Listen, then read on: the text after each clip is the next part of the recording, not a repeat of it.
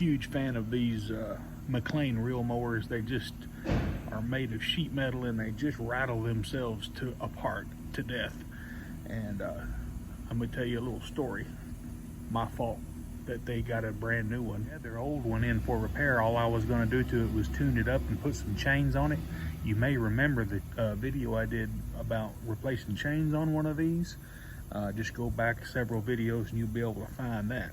However, when I loaded it up into the back of my truck, I was at a red light and two questionable gentlemen jumped out of a car and grabbed it out of the back of my truck.